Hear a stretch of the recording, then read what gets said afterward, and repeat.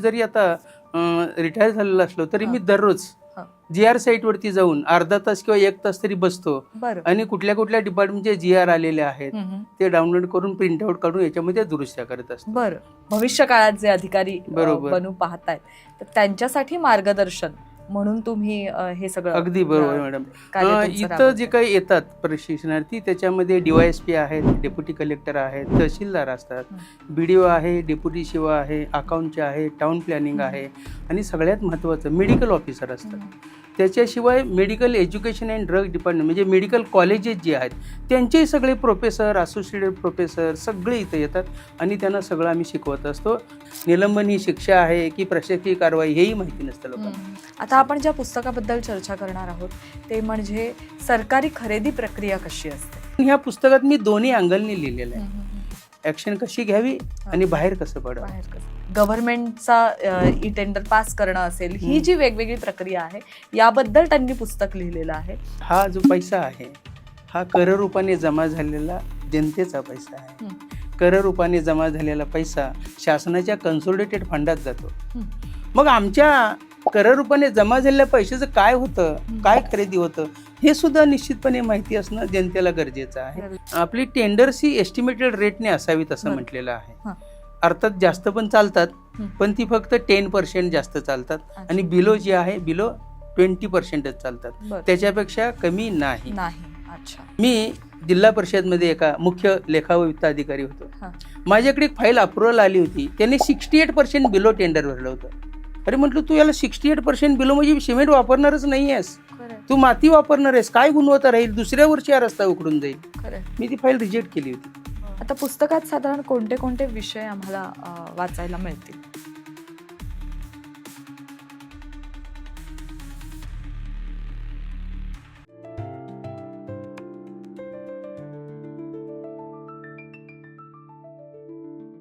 नमस्कार. मराठी सृष्टी टॉक्सच्या या भागात आपल्या सगळ्यांचं स्वागत. आज आपल्याबरोबर स्टुडिओमध्ये आहेत महाराष्ट्र शासनाच्या वित्त विभागातून सहसंचालक म्हणून निवृत्त झालेले श्री हिंदूराव पवार. याचबरोबर सरांनी अनेक पुस्तकंही लिहिलेली आहेत जी अनेकांसाठी मार्गदर्शक ठरलेली आहेत. त्यांच्या एकूण प्रवासाविषयी आणि त्यांच्या एका पुस्तकाविषयी आपण जाणून घेणार आहोत. नमस्कार सर. नमस्कार मॅडम. या भागात तुमचं खूप स्वागत आहे. Thank you madam. पहिल्यांदा मी माझ्या पुस्तकांबद्दल बोलतो. मी 2015 साली सहसंचालक या पदावरून सेवानिवृत्त झाल्यानंतर यशदा ही एक शिखर संस्था आहे महाराष्ट्र शासनाची ट्रेनिंगची. त्या ठिकाणी जायला लागल्यानंतर बरेच प्रशिक्षणार्थी मला आग्रह करायला लागले, सर तुम्ही काहीतरी लिहायला पाहिजे म्हणून, ज्यांचा आम्हाला सगळ्यांनाच फायदा होईल. आणि ती प्रेरणा घेऊन मी 2019 साली पहिलं पुस्तक लिहिलं, अधिकारी कर्मचारी मार्गदर्शक. बरं. याच्यामध्ये मी बऱ्याच विषयांचा समावेश केला होता आणि आता ते वाढवलेत. आता 23 विषयांवर मी त्यात लिहिलेलं आहे. ते विषय थोडक्यात सांगतो तुम्हाला. पहिला आहे कार्यालयीन कामकाज पद्धती. प्रत्येक अधिकारी कर्मचाऱ्याला ऑफिसमध्ये काम करताना कुठल्या कुठल्या प्रोसिजर्स फॉलो करावे लागतात, अगदी त्या सगळ्या सांगितलेल्या आहेत. दुसरं नोटिंग कसं करायचं, ड्राफ्टिंग कसं करायचं, वर्तणूक नियम समजावून सांगितले, शिस्त अपील आहे, विभागीय चौकशी आहे. त्यानंतर रजा नियम काय आहेत, वेतन निश्चिती कशी होते, पेन्शन कशी आहे, NPS कसं आहे, ऑडिट, भविष्य निर्वाह निधी, मेडिकल रिएम्बर्समेंट, बजेट, अशा मी सगळ्या बऱ्याच विषयांवरती ही पुस्तकं लिहिलेत. माझ्या पुस्तकांची मी तुम्हाला खासियत सांगेन, एखादं प्रकाशन झालं एखाद्या पुस्तकाचं तर पुढच्या प्रकाशनापर्यंत आलेले सगळे GR, सगळे सर्क्युलर, अधिसूचना, न्यायालयीन निवाडे मी त्यात ॲड करत असतो. माझं येणारं कुठलंही एडिशन जे आहे ते अगदी लेटेस्ट येतं. म्हणजे त्याच्यामध्ये असं कोणाला वाटत नाही की अरे हा GR आला नाही वगैरे वगैरे, कारण माझं दैनंदिन तेच काम चालू असतं. मी तेच विचारणार होते की कारण विषय असा आहे की सातत्याने काही ना काही सरकारी तरतूद येत असते, नियम बदलत असतात आणि अशा वेळेला त्या नियमांना प्रत्येक पुस्तकामध्ये समाविष्ट करून घेणं हे गरजेचं आहे. कारण अपडेटेड माहिती नसेल तर मग त्याचा उपयोगच नसतो. आणि दुसरं कसं, मी जरी आता रिटायर झालेलो असलो तरी मी दररोज GR साईट वरती जाऊन अर्धा तास किंवा 1 तास तरी बसतो आणि कुठल्या कुठल्या डिपार्टमेंटचे GR आलेले आहेत ते डाउनलोड करून प्रिंटआउट काढून याच्यामध्ये दुरुस्त्या करत असतो. ती मला सवय झालेली आहे, कारण त्याशिवाय आपण जे काही अधिकारी कर्मचारी आहेत किंवा येणारी पिढी आहे बरं. त्यांना आपण चांगलं काही देऊ शकणार नाही, असा एक खरंय. भाग आहे. खरं. आता जे अधिकारी आणि कर्मचारी यांच्याविषयी आपण आता बोलतोय, म्हणजे MPSCच्या परीक्षांना बसून जे सिलेक्ट झालेले आहेत, ज्यांचं सिलेक्शन झालेलं आहे, अशा अनेक जे भविष्य काळात जे अधिकारी बरोबर. बनू पाहतायत, तर त्यांच्यासाठी मार्गदर्शन म्हणून तुम्ही हे सगळं अगदी बरोबर मॅडम. कार्य तुमचं इथं जे राबवताय. काही येतात प्रशिक्षणार्थी त्याच्यामध्ये DYSP आहेत, डेप्युटी कलेक्टर आहेत, तहसीलदार असतात, BDO आहे, डेप्युटी शिव आहे, अकाउंटचे आहे, टाउन प्लॅनिंग आहे आणि सगळ्यात महत्त्वाचं मेडिकल ऑफिसर असतात. त्याच्याशिवाय medical education and drug department म्हणजे मेडिकल कॉलेजेस जे आहेत त्यांचे सगळे प्रोफेसर, असोसिएटेड प्रोफेसर सगळे इथं येतात आणि त्यांना सगळं आम्ही शिकवत असतो. याच्या पुढचा भाग म्हणजे मसुरीला ट्रेनिंग झाल्यानंतर IAS ऑफिसर किंवा IFS ऑफिसर ते इथं यशोदामध्ये ट्रेनिंगला येत असतात.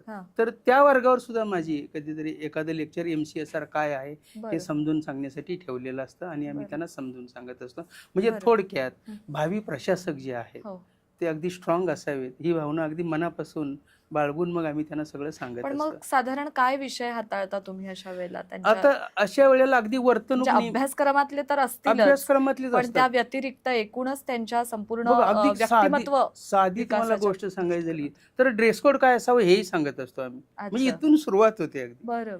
नाहीतर कसं होतं काही लोक ऑफिसमध्ये T-शर्ट घालणार, जीनची पॅन्ट घालणार, अगदी नको तिथं फॅशन करणार, गुडघ्याखाली कुठेतरी फाडून थोडेसे धागे लोंबले, हे अलाउडच नाहीये शासनामध्ये. तर ह्या गोष्टीपासून आम्ही सुरुवात करतो. ते मग कुठली फाईल आली त्याचे रिमार्क्स कसे मारायचे, मग आपण कुठं अडचणीत येऊ शकतो, अडचणीत येऊन मग काय करायचं आहे, मग असं हे आम्ही सांगत असतो. गरीब असतील, दुर्बल घटक असतील, आदिवासी असतील, त्यांच्यासाठी तुम्ही हिताचे निर्णय घेणं फार गरजेचं आहे हेही सांगत असतो आम्ही. असं सगळं. बरं. विभागीय चौकशी प्रक्रिया नावाचं सुद्धा एक छान पुस्तक आहे. बऱ्याच जणांना याबद्दल माहिती नसेल की अशा पद्धतीचंही पुस्तक असू शकतं. तर सरकारी अधिकाऱ्यांवर जी चौकशी लादली जाते किंवा विभागीय चौकशी होते, त्या चौकशीमध्ये सुद्धा कोणकोणत्या गोष्टींची तरतूद केलेली आहे, कोणकोणत्या गोष्टींचे नियम लागू होतात अशी चौकशी करताना, अशा सगळ्या प्रक्रियेबद्दल हिंदूराव पवार सरांनी याबद्दल मार्गदर्शनही केलेलं आहे. तर याबद्दल थोडंसं मला जाणून घ्यायचं. मॅडम, त्याबद्दल थोडंसं सांगेन मी 2015 साली सेवानिवृत्त झालो आणि मला शासनाने 2016 साली लगेच सामान्य प्रशासन विभाग मंत्रालयाचं एक चौकशी अधिकाऱ्यांचं पॅनल असतं. म्हणजे आपण आता पेपरमध्ये वाचतो, ऐकतो, याच्या विरुद्ध चौकशी झाली, याला निलंबित केलं वगैरे वगैरे. तर त्याचे जे काही प्रोसिजर्स आहेत ह्या कशा वापरायच्या आहेत, काय करायच्या आहेत, ह्या संदर्भात मी माझा 10 वर्षाचा अनुभव लक्षात घेऊन हे पुस्तक लिहिलेलं आहे. याच्यामध्ये अगदी नोटीस देण्यापासून शिक्षेचा आदेश कसा काढावा, अपिलात कसं जावं, या सगळ्या प्रोसिजर्स मी अगदी फार डिटेलमध्ये सांगितलेले आहेत. याच्यामध्ये साक्षी कशा घ्यायच्या आहेत, त्याच्यानंतर क्रॉस कसा घ्यायचा आहे, हे सगळं डिटेलमध्ये दिलेले आहेत. आणि सगळ्यात महत्त्वाचा भाग मॅडम या पुस्तकातला, मी आता ह्या केसेस गेले 10 वर्ष हाताळतोय, त्यामुळे मी याच्यात डमी केसेस सुद्धा घातलेले आहेत. म्हणजे जेणेकरून प्रशासनात जरी समजा एखाद्याला दोषारोप ज्ञापन द्यायचं असलं तरी हा फॉर्मॅट आहे. मग फॉर्मॅट असलं तरी ते कसं तयार करायला पाहिजे. अर्थात मी त्या केसेसची नावं बदललेली आहेत, स्थान बदललेलं आहे, पण त्या डमी केसेस आहेत. असं त्यामुळे पॅनलवर होतात. मी आहे, अजूनही आहातच. हो. तर मग अशा पद्धतीने या पुस्तकामध्ये जी माहिती दिलेली आहे त्याच्या आधारावर या सगळ्या गोष्टींची अंमलबजावणी कशी होते? निश्चितपणे मॅडम चांगली होते. कसं सांगतो तुम्हाला, एवढं डिटेलमध्ये असं कुठलं पुस्तक नाहीच आहे. आणि दुसरं मला फार अभिमान वाटेल स्वतःला की DE वरती एखाद्या प्रशासकीय अधिकाऱ्यांनी लिहिलेली पुस्तकं नाहीच आहेत. आपण सगळी ॲडव्होकेट्सनी लिहिलेली पुस्तकं वापरतो आणि मग याचा कर्मचाऱ्यांना फारच फायदा होतो, अगदी फायदा होतो. म्हणजे इव्हन कर्मचाऱ्यांना टप्पे माहिती नसतात. अगदी साधी गोष्ट मी लेक्चरमध्ये तुम्हाला सांगेन मुद्दाम, निलंबन ही शिक्षा आहे की प्रशासकीय कारवाई हेही माहिती नसतं लोकांना. लोकांना वाटतं निलंबन म्हणजे शिक्षाच आहे असं वाटतं. अर्थात याचा दुसरा भाग असा आहे, निलंबन ही शिक्षा आहे हे कुठंतरी मूव्हीजने आपल्याला बिंबवलेलं आहे. अगदी साधा तुम्हाला सांगतो, अनिल कपूरचा नायक चित्रपट जर बघितला, ट्रायपॉड घेऊन सगळीकडे फिरले, पण सगळ्यांना फक्त त्यांनी निलंबितच केलं आणि आपल्याला वाटतं की मग शिक्षा आहे. तर हे पुस्तक वागले की हे सगळे त्यांचे भ्रम सगळे निघून जातात. निलंबन ही शिक्षा नाही वगैरे, अशा सगळ्या कन्सेप्ट सगळ्या क्लिअर करून दिलेले त्या पुस्तकात. प्रशासकीय सेवेत असताना अजून एक म्हणजे आयुष्यातला महत्त्वाचा टप्पाही म्हणू शकतो किंवा अनेकांसाठी ती अडचणही ठरू शकते. कारण त्यांचं एकूण शिक्षण जिथे गेलंय किंवा बालपण जिथे गेलंय त्या शहरापासून लांब राहण्याचा त्यांना येतच, म्हणजे ते ओघाने बरोबर. हो त्या हो प्रशासकीय सेवेमध्ये एकदा आपण सिलेक्ट झालो किंवा एखाद्या पदासाठी आपण काम करत असू तर हे सगळं येतं. मग अशा किती ट्रान्सफर्स व्हायला पाहिजेत, किती ट्रान्सफर्स बद्दल ह्या सगळ्या गोष्टींची काही माहिती याच्यामध्ये मिळते हो आम्हाला त्याच्यामध्ये पुस्तकामध्ये? पण आहे. आणि मी पण माझंही स्वतःचं सांगेन. मी अगोदर मंत्रालयात 9 वर्ष काम केलेलं हा. आहे वेगळ्या वेगळ्या पदांवरती. नंतर मग मी MPSC मार्फत सिलेक्ट झाल्यानंतर मग मात्र माझ्या 3-3 वर्षांनी बदल्या व्हायला लागल्या हा. आणि डिपार्टमेंटची चेंज व्हायला लागली. हम्म. मी एकूण 9 विभागात काम केलेलं आहे बरं. सगळ्या जिल्ह्यामध्ये, बरोबर. बऱ्याच जिल्ह्यामध्ये. पण मग त्याचा काही एक निश्चित आकडा असतो की नाही, आता कसं हा, असतं 3 वर्ष पूर्ण झाली की हम्म. प्रशासकीय बदली होते. बदली होते. पण त्याच्या अगोदर समजा कोणाची काही वैयक्तिक अडचण असेल, हम्म. आजारपण असेल, घरचं कोणतरी आई बाबा आजारी असतात, हम्म. मग अशा वेळी आपण रिक्वेस्ट ट्रान्सफर घेऊन अच्छा. आपण जाऊ शकतो. बरं. असं हे आहे. बऱ्याच वेळा मेडिकल ग्राउंडवर सुद्धा हम्म. आपल्याला लवकर ट्रान्सफर मिळू शकते, असं बरं. आहे. पण नियम आहे 3 वर्ष. बरं.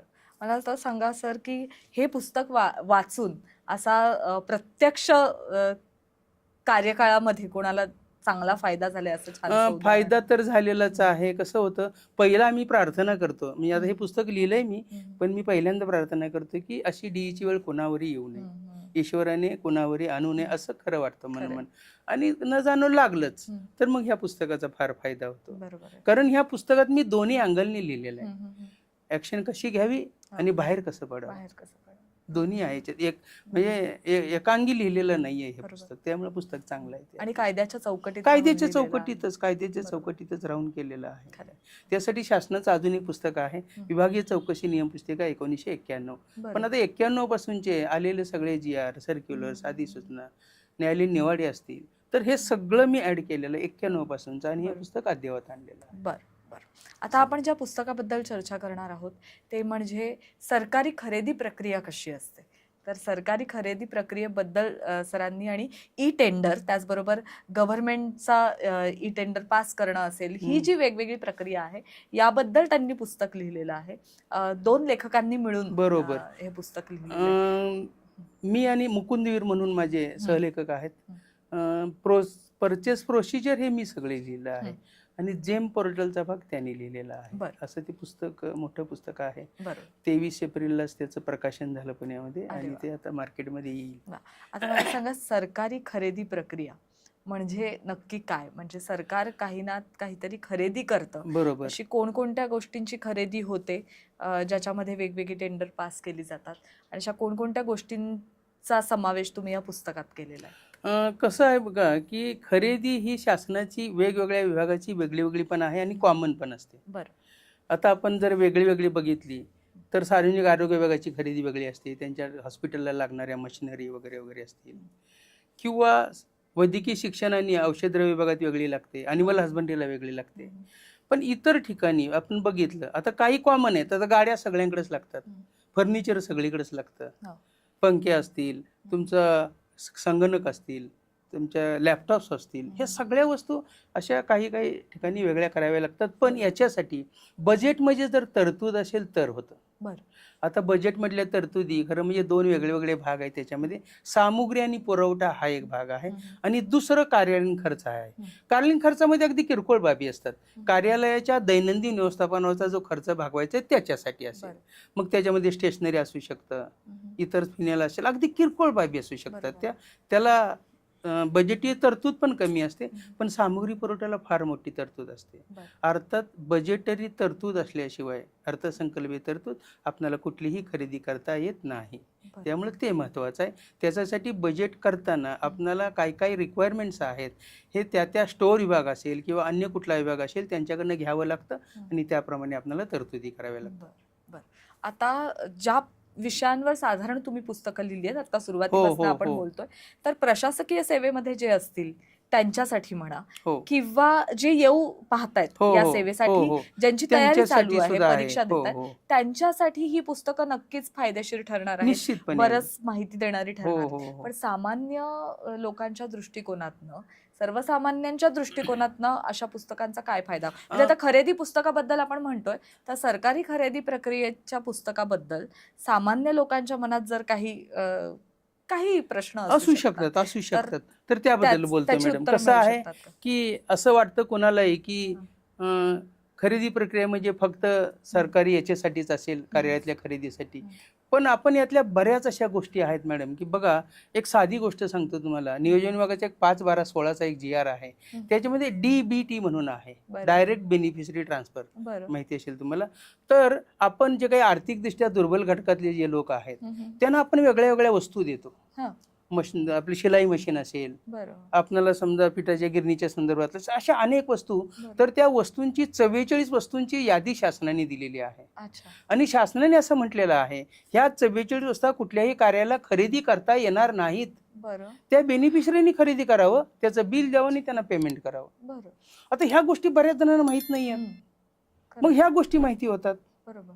आता दुसरं आपण बघूया, आता मेक इन इंडियाबद्दल बोलू आपण. हो. आता मेक इन इंडियामध्ये बरेच असे आपण बघा, जे काही समाजामध्ये असे दिसतात, तरुण उद्योजक असतात, त्यांना काहीच माहीत नसतं.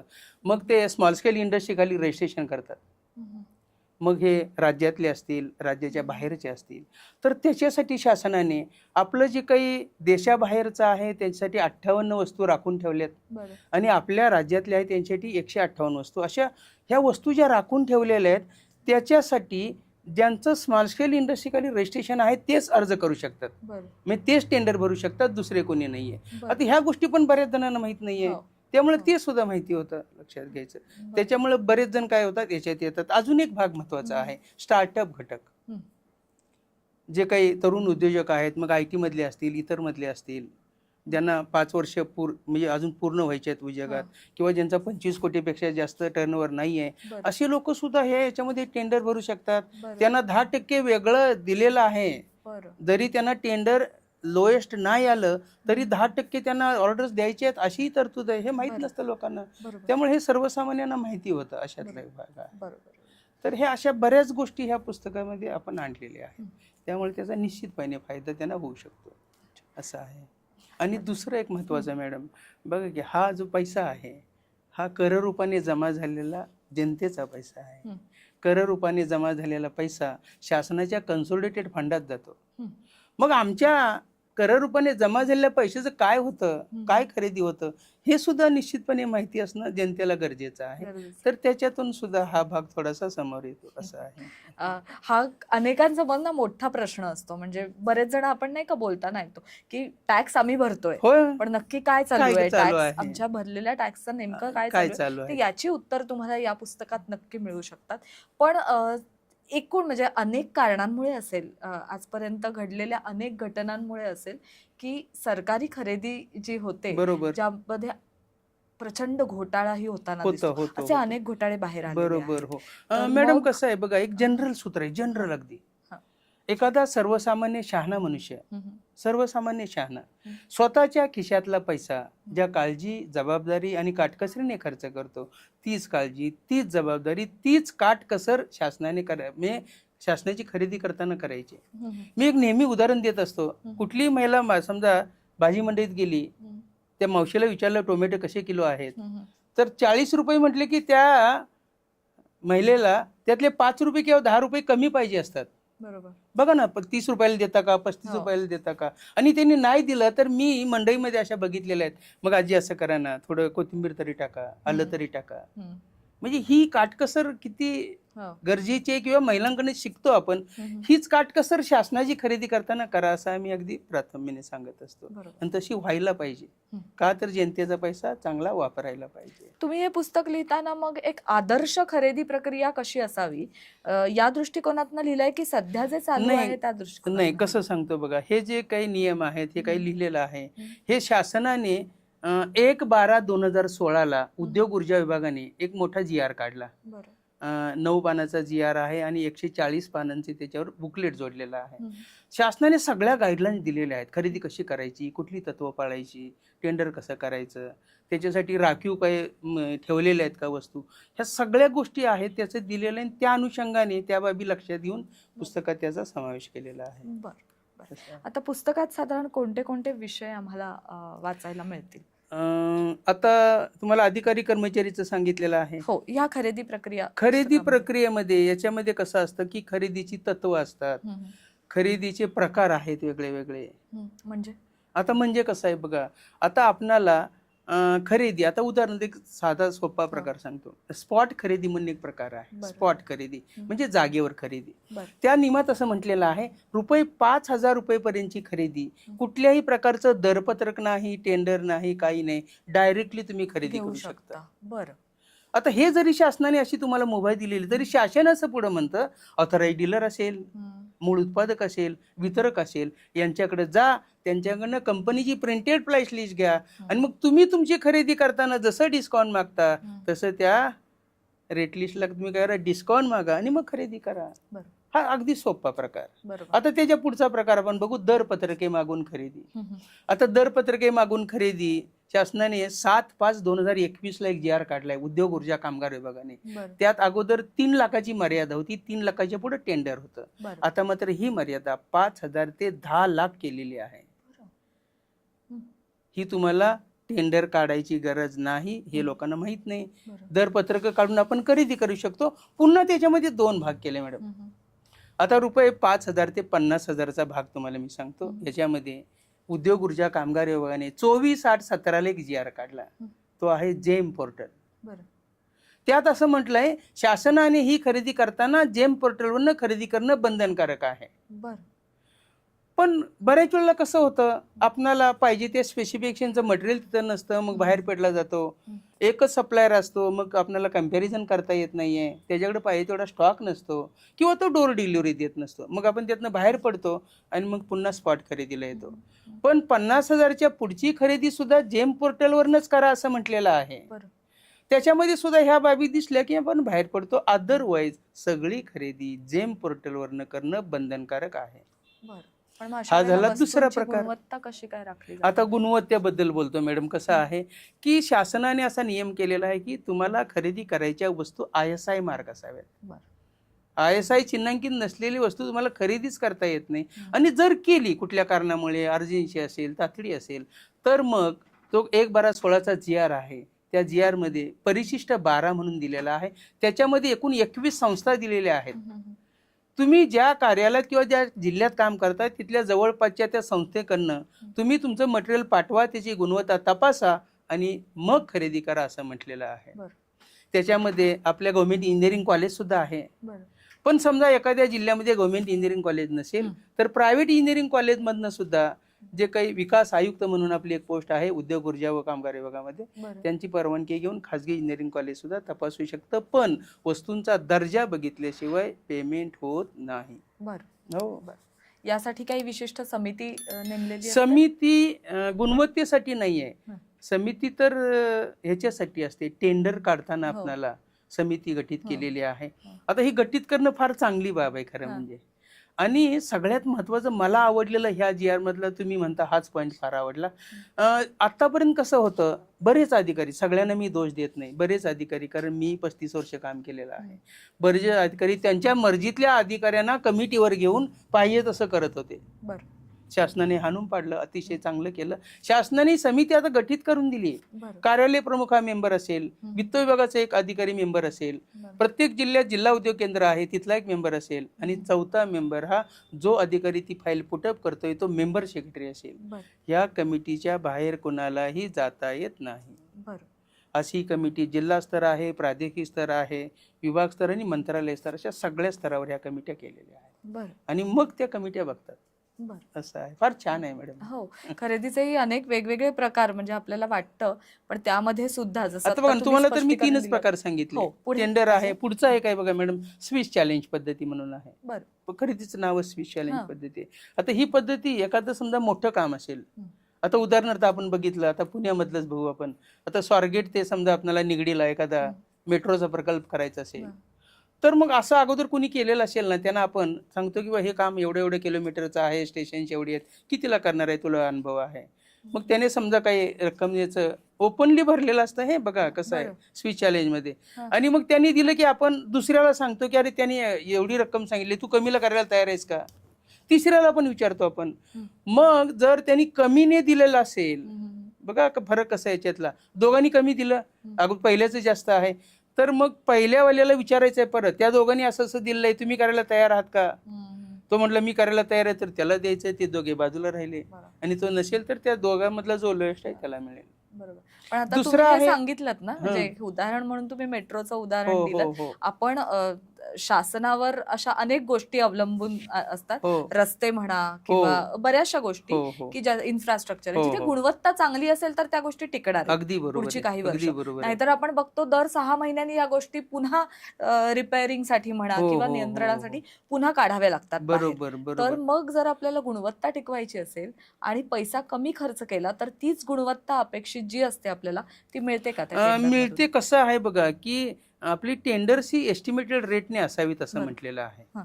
अर्थात जास्त पण चालतात, हं. पण ती फक्त 10% जास्त चालतात अच्छा. आणि बिलो जे आहे बिलो 20%च चालतात. बरं. त्याच्यापेक्षा कमी नाही. नाही. अच्छा. एक म्हणजे- गंमत म्हणून सांगणार आहे तुम्हाला मी. हां. मी जिल्हा परिषदमध्ये एका मुख्य लेखा व वित्त अधिकारी होतो. हां. माझ्याकडे एक फाईल अप्रुव्हल आली होती. त्यांनी 68% बिलो टेंडर भरलं होतं. हां. 68% बिलो.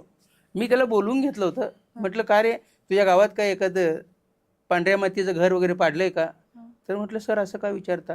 अरे म्हटलं, तू याला 68% बिलो म्हणजे सिमेंट वापरणारच नाही आहेस, खरंय. तू माती वापरणार आहेस, काय गुणवत्ता राहील, दुसऱ्या वर्षी हा रस्ता उकडून जाईल. खरंय. मी ती फाईल रिजेक्ट केली होती. बरं. असे केसेस आहेत मॅडम. बरं. असंही आहे. म्हणजे याची कमीत कमी किती खाली आपण 20% ratio म्हटलंय. असावा, हा ना, असं तो म्हटलेलं 20% असावा. हा मुद्दा अनेकांना माहिती माहिती नसेल. नाहीये.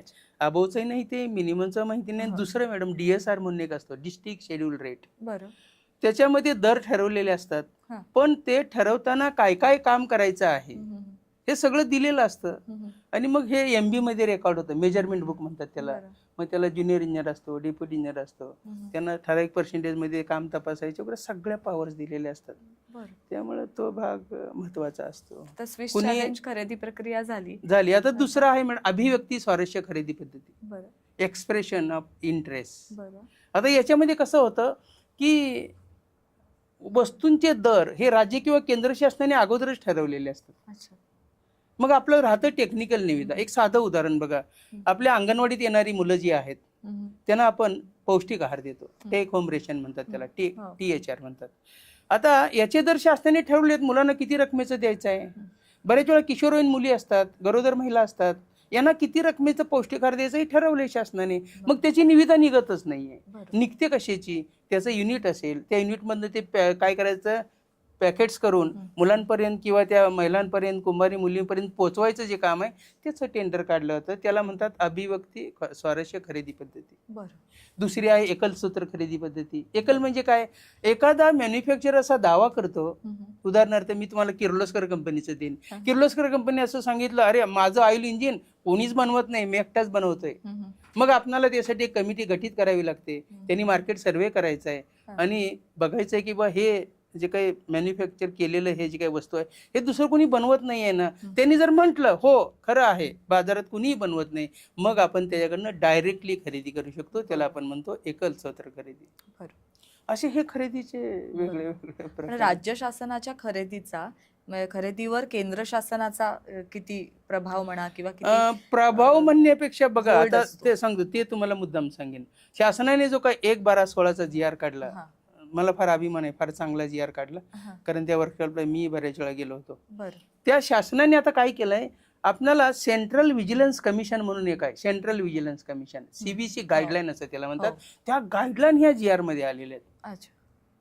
अतिशय चांगला GR आहे मॅडम तो. बरं. त्या GR आणल्यामुळे आता खरेदीचं काम बऱ्यापैकी चांगलं होतंय खरं म्हणजे. बरं.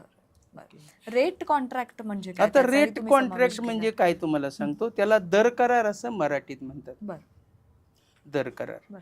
आता त्याच्यासाठी 2 एजन्सीज आहेत. हं, हं. त्याला DGS&D म्हणतात, director general of supply and disposal असं त्याचा लॉंग फॉर्म आहे. बरं. आणि आपली स्टेट सेक्टरची जी आहे त्याला CSPO असं म्हणतात, हं. Central stores purchase organisation. बरं. आता ह्या 2 संस्था आहेत. असं एक उदाहरण तुम्हाला मी दुसरं उदाहरण देतो.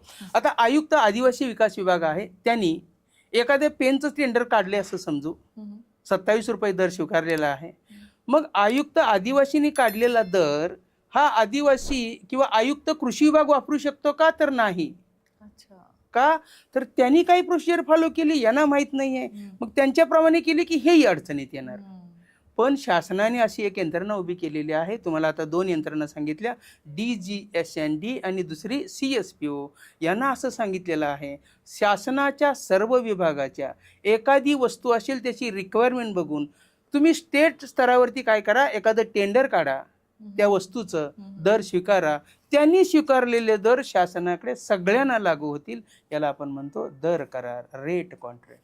बर. आता रेट कॉन्ट्रॅक्ट आपण बरेच स्वीकारलेले आहेत मॅडम. अंध आणि अपंगांच्या ज्या संस्था आहेत ते सगळे दर करारावर आहेत. दुसरी एक महाटेक्स म्हणून नागपूरला संस्था आहे, हातमाग आणि विणकामाची मोठी संस्था आहे.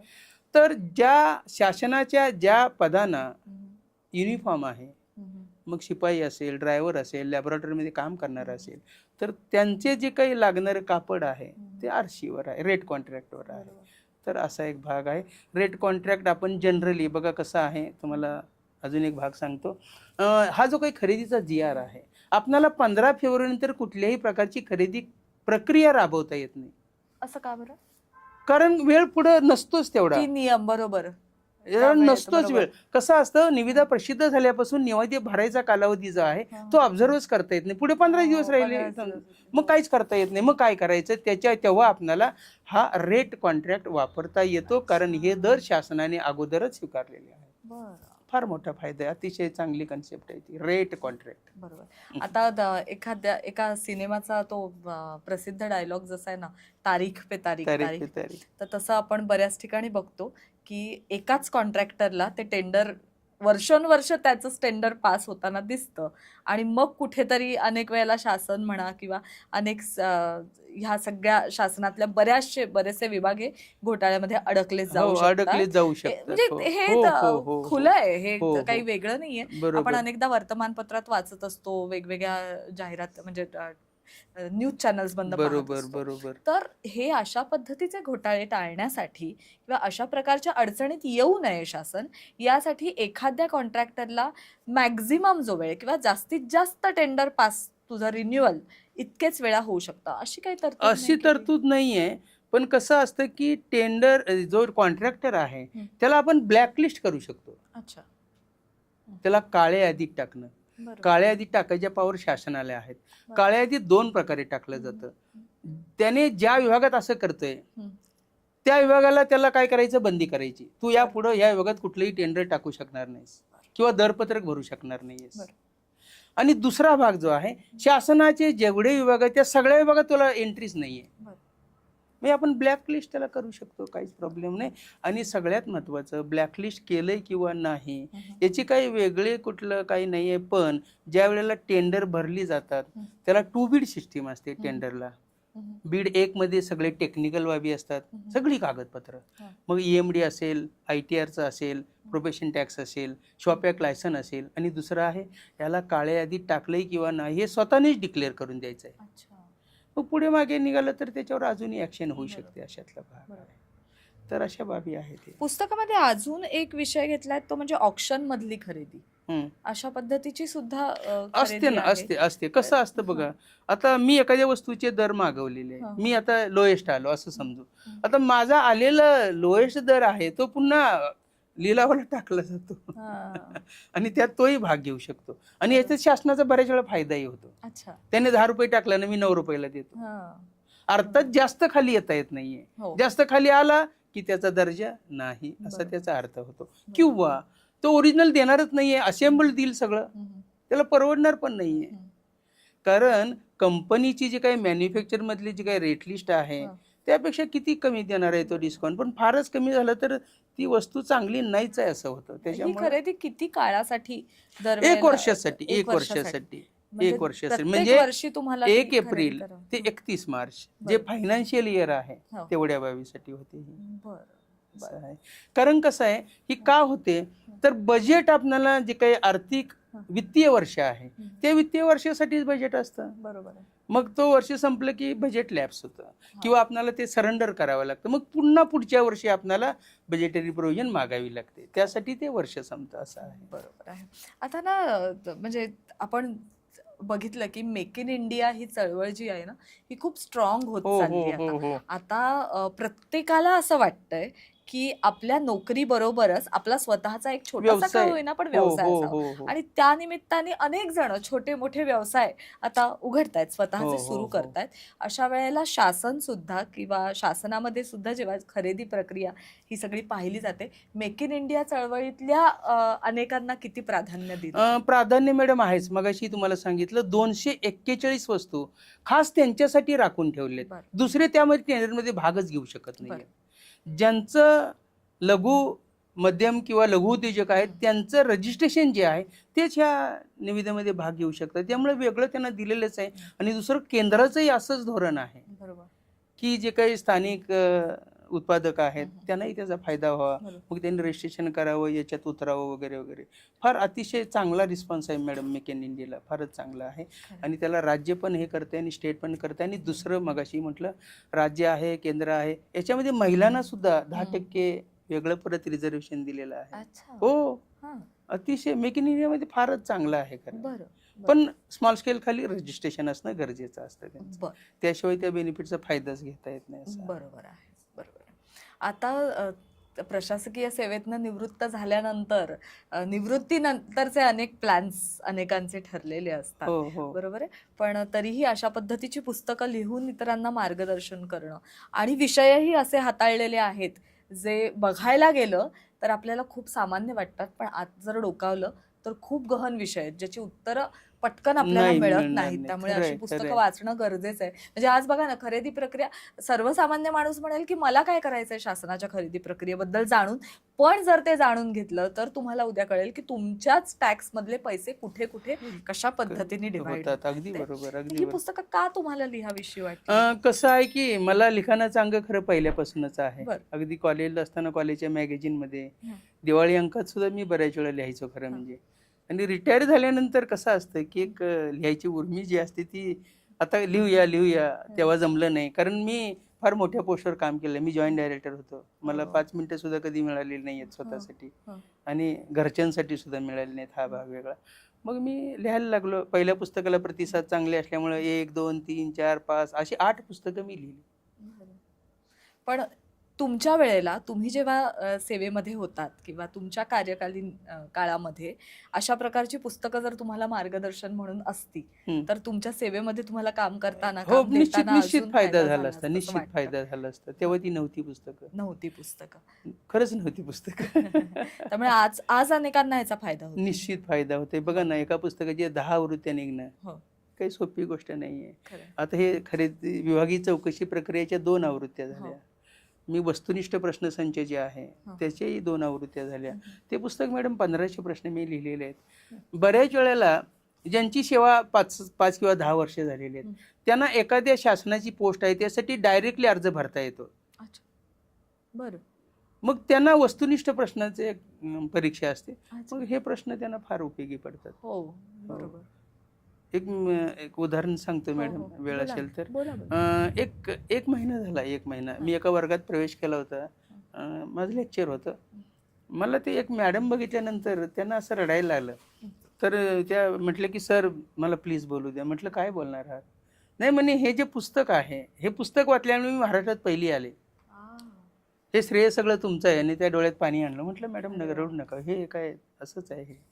तर याचा फायदा होतो याचा मॅडम. फायदा होतो. निश्चितपणे फायदा होतो. खरं. आणि इव्हन म्हणजे कर्मचारी आणि प्रशासकीय सेवेतल्या अधिकाऱ्यांसाठी मार्गदर्शन म्हणून तुम्ही जे पुस्तक लिहिलेलं आहे त्याच्यामध्ये अगदी गणवेश कसा असावा अगदी बारीक सारी पासून गोष्ट. ते सगळ्या सगळं मोठमोठ्या आहे. हो गोष्टींमध्ये हो हो. म्हणजे आणि एक्झाम्पल्स दिलेले आहेत. पेन्शन कशी कॅल्क्युलेट करावी, रजा कशी कॅल्क्युलेट करावी, सेवा पुस्तक कसं भरावं, बरोबर. हे सगळे अगदी म्हणजे हा दिलेले. ट्रेनिंग प्रोग्रामच आहे हो, त्यांच्यासाठी. अगदी बरोबर आहे. आणि मला अभिमान वाटतो मी कधीतरी कुठल्या तरी ऑफिसमध्ये गेलं की त्यांच्या टेबलावर मला अधिकारी कर्मचारी मार्गदर्शनाचं पुस्तक दिसतं. हा.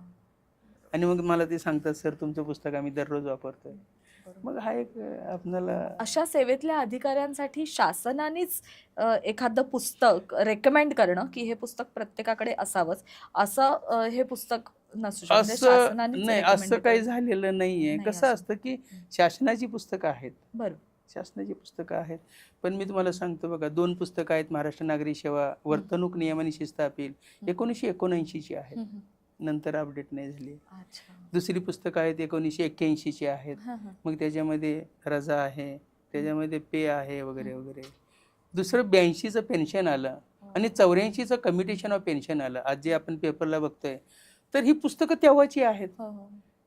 मग आपल्याला ती पुस्तकं वाचताना सगळे GR समोर घेऊन मग बसावं लागतं आणि वाचावं लागतं. त्यापेक्षा माझं पुस्तक रेडी आहे. खरंय. हो. खरंय, असं खरंय. आहे.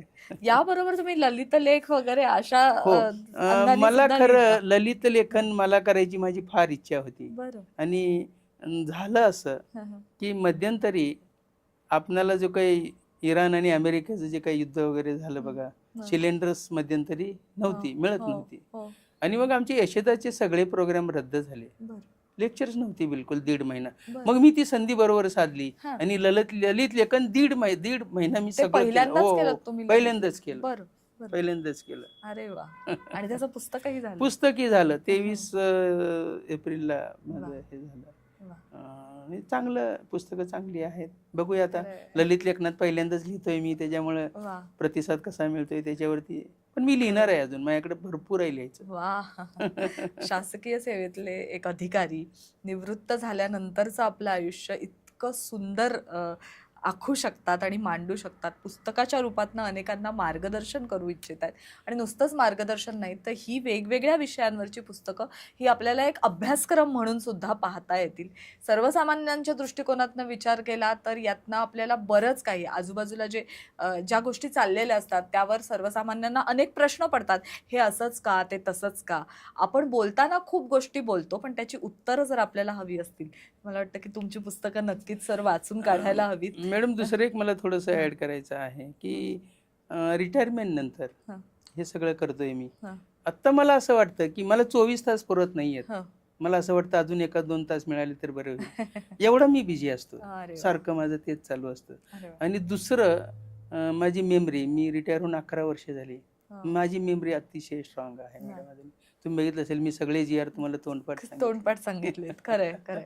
आणि रोजच तुमचा म्हणजे तुम्ही म्हणाला तसं की अर्धा-पाऊण तास तुम्ही फक्त या सगळ्या अपडेटेड याच्यासाठी गोष्टींसाठी देत असल्यामुळे देतो. रोजचा संबंध हो, आहे. हो, हो. आणि फक्त ती आपल्याकडे माहिती न ठेवता इतरांना सुद्धा देण्याची इच्छा असल्यामुळे आज ही सगळी पुस्तकं घडतात. तर या पुस्तकांची यादी खाली दिलेलीच आहे, डिटेल्स आहेत. तुम्हाला ही पुस्तकं घरी मागवायची असतील, वाचायची असतील तर नक्की तुम्ही खाली दिलेल्या नंबरवर संपर्क साधा आणि ही पुस्तकं आपल्या संग्रही नक्की ठेवा. हिंदूराव पवार सर, तुम्ही इथे आलात आणि खूप छान मार्गदर्शन आम्हाला केलं. थँक्यू त्याबद्दल मॅडम. मनपूर्वक धन्यवाद. खरं म्हणजे मला तुम्ही इथं बोलवल्याबद्दल मी आभार मानायला पाहिजे. खरं म्हणजे ही माझी पहिलीच वेळ आहे पॉडकास्टची. पॉडकास्टवरनं एक लक्षात आलं की सर तुमचे युट्यूब चॅनल सुद्धा आहे हो. आणि त्या चॅनलच्या माध्यमातून सुद्धा तुम्ही विविध माहिती लोकांपर्यंत पोहोचवत असाल. हो. अगदी थोडक्यात तुमच्या थोडक्यात सांगतो. चॅनलबद्दल सांगा. मी मार्चमध्ये माझं युट्यूब चॅनल चालू केलेलं आहे, अधिकारी कर्मचारी मार्गदर्शक. बरं. दर आठवड्याला मी एक व्हिडिओ करतो हं, हं. आणि मग एक विषयातले जेवढे काही टॉपिक्स असतील ते सगळे टॉपिक्सवरती अगदी डिटेल मी मार्गदर्शन करत असतो. बरं. आणि त्याचा फायदाही सगळ्यांना होतो, कारण माझ्या चॅनलला फार रिस्पॉन्स आहे. अरे वा. आतापर्यंत 1,500 सबस्क्रायबर झाले माझ्या चॅनलला. त्यामुळे वा. हो ना. सगळे बघतात, सगळे कॉमेंट्स करतात, मग काही पाहिजे अजून ते सांगतात, त्याप्रमाणे मी व्हिडिओ बनवत असतो. बरं. पण सगळ्यांना आवडतात माझे बरं. व्हिडिओ. नक्की सर, आम्ही सुद्धा पाहू आणि तुम्ही इथे आलात त्याबद्दल पुन्हा एकदा धन्यवाद. Thank you madam, thank you. Marathi Srushti talks या आपल्या चॅनलला लाईक करा, शेअर करा, सबस्क्राईब करा.